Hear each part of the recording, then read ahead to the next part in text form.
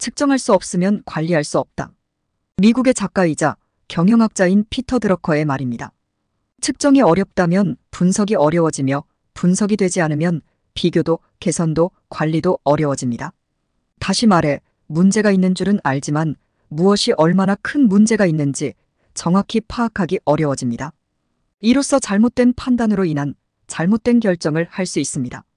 연구기관이나 학술지에서 제시하는 공사 현장의 생산성 관련 자료는 실제로 작업이 이루어지는 현장의 생산성이 아니라 건설 현장의 포괄적인 생산성을 다루었습니다.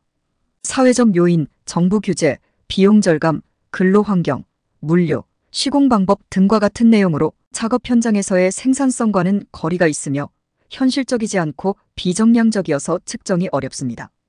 또한 현장에서의 조사는 설문조사나 인터뷰를 통해 이루어지며 이는 이론적인 연구에 기반하고 있습니다.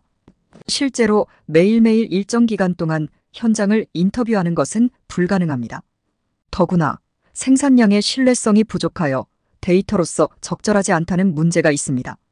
적절한 데이터를 얻으려면 동일한 작업 조건과 환경에서 동일한 목표를 가진 모집단이 필요합니다.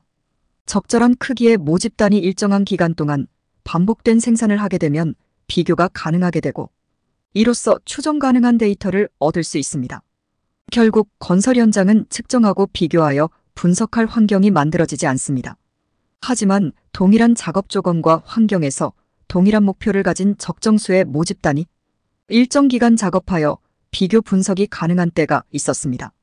바로 원자력 건설 현장입니다.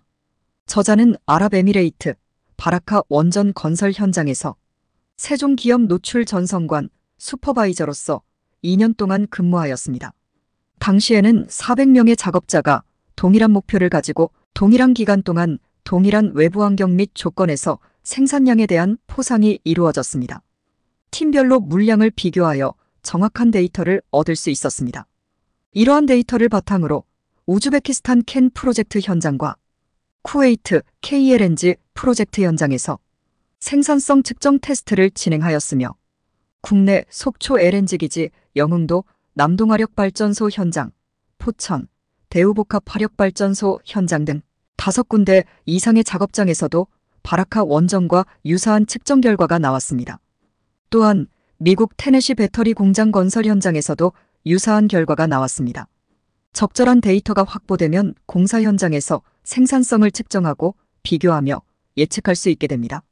저자는 실제로 현장 작업을 하면서 생산성이 가장 낮은 팀과 비교하여 문제가 두드러진 요소를 찾아 최소한 이것은 관리해야겠다고 선정하게 된 것이 12가지 생산성 측정 요소입니다. 현장 운영은 기술과 경험이 있으면 할 수 있다고 편하게 생각하지만 운영 방법에 따라 생산성이 50%에서 150% 이상 차이가 납니다. 40명이 일하는 공사 현장에서는 매월 노동 투입 비용만 2억 5천만 원 이상이 됩니다. 작업 현장의 변화는 어렵습니다. 의지, 노력, 절실함은 기본입니다. 문제는 변화를 위한 행동하는 방법이 잘못되었기 때문입니다. 저자는 변화하기 위해서 무엇이 문제인지, 왜 문제가 발생했는지, 누가 어떻게 바꾸어야 하는지, 그리고 변화하기 위한 방법을 제시하였습니다. 또한 생산성 측정 도구를 사용하여 작업 현장의 생산성을 30% 이상 향상시켜 실질적인 수익을 극대화할 것입니다. 즐거운 하루 되십시오.